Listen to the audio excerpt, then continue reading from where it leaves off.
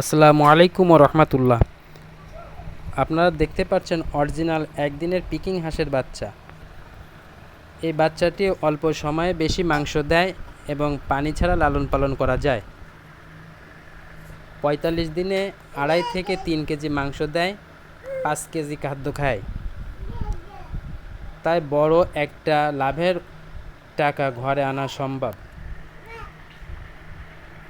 যে ভাই বোনেরা বাসায় বসে আছেন, ১০০ থেকে ২০০ বাচ্চা লালন পালন করুন, সংসারে সচ্ছল ফিরে আনুন।